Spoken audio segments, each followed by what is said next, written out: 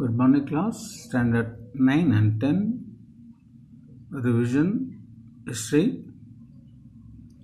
Now I'll talk about first chapter, first War of Independence, 1857. So I want to remember to review this political causes, economic causes and military causes. So I'm going to tell you political causes. The policy of expansion followed by the British in India. The policy of doctrine of lapse implied by Lord Dalhousie.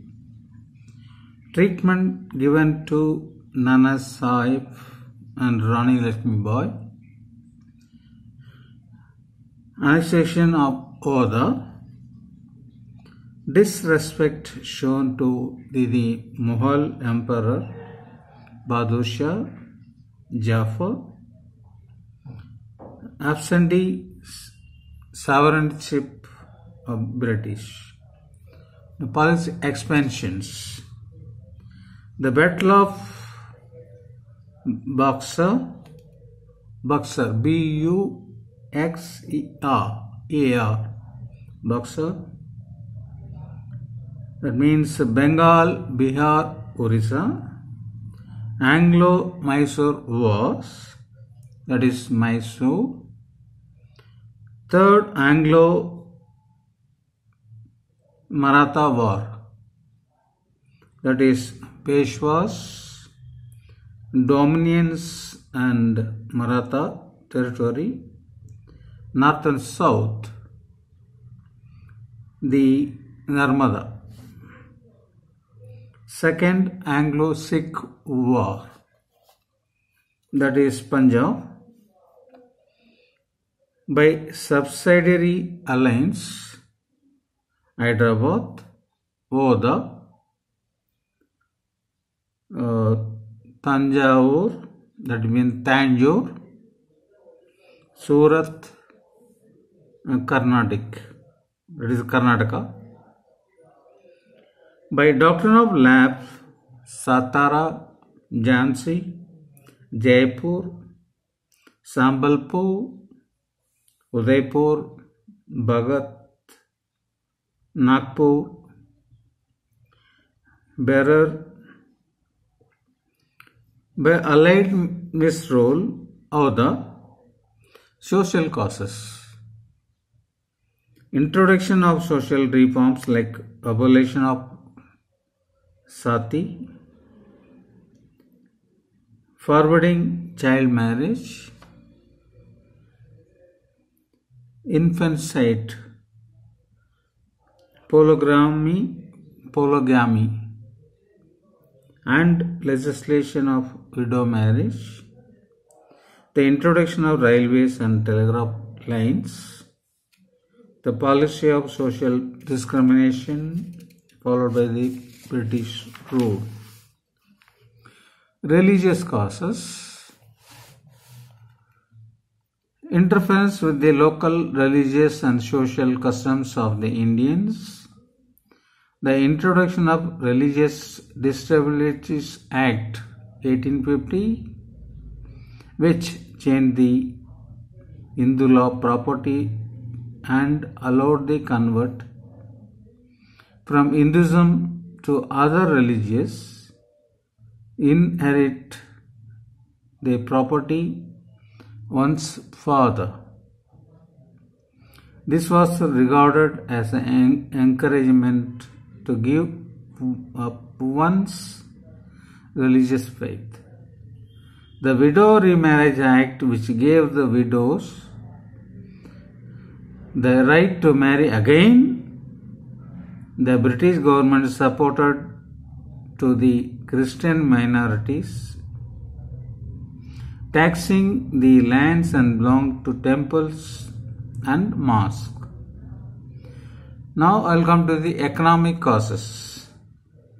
India was made agriculture colony of the British, though which they acquired cheap raw materials from their industries in Britain and a big market to sell their finished products at higher rates. Drain of wealth,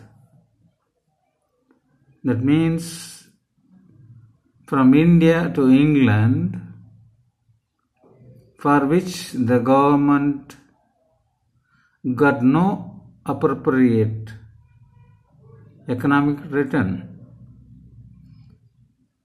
Decline of traditional Indian cottage and handicrafts industry, miserable condition of peasants caused by exorbitant land revenue and their subsequent eviction from the land.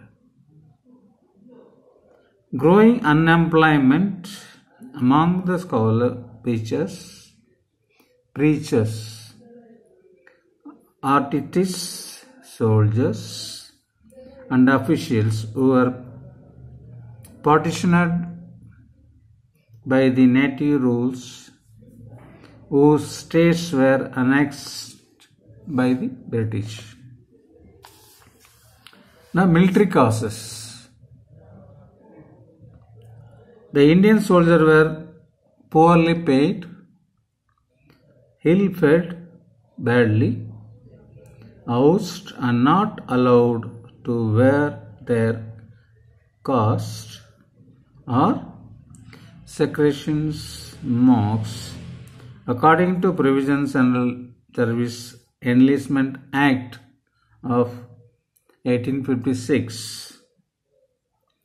Indian soldiers were required to serve anywhere, even overseas, which was considered as a taboo by the Indians, especially Brahmins.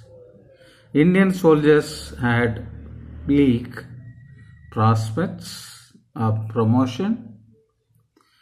Indian soldiers were not paid extra payment or bata, daily wages, even when they were made to serve in areas away from their homes. So, immediate causes: the Godrej used the newly introduced Enfield rifle, were said to be greased with the fat of cows and pigs. The greased paper of the Godrej had to be bitten off with teeth before loading them in a rifle.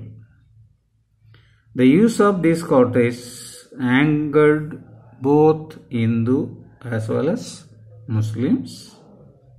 Sepoys, because cow is sacred of Hindus and the pig is taboo to Muslims. So they saw in it attempt to defile the religions. Consequence of impact of the uprising.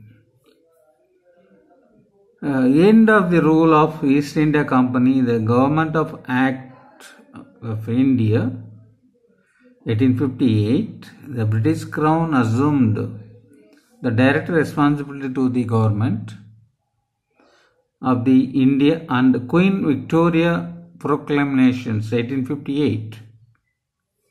The end of the territorial expansion and economic exploitations, abolition of Peshawarship, end of the rule of Mughal dynasty. During this period, they totally ended the Mughal empires. Now, drawbacks. What is the drawback of the first war of independence? So, first one, lack of planning. Organization is not correct. No leader to come forward to guide them. Lack of common goal, expect for the anti-foreign sentiments. Superior resources of British in terms of money and materials. The British had telegraph, the postal system and other means of communication under their control. Lack of nationwide dimensions. Some of the rulers of the Indian states remained royal to the British and helped them in suppressing the movement. Some section of the Indian society, like the big merchants, the money lenders, some zamindars, and section of educated Indians did not support the movement. The beginning of the uprising, the fixed date, that is May 31st, 1857, disorganized the whole movement. So I want to remember you, same thing, repeat this revision. You can have the same system in the exam also. Based on these questions, you will come on your board exam. Thank you. Good morning class. Stay safe. Stay at home.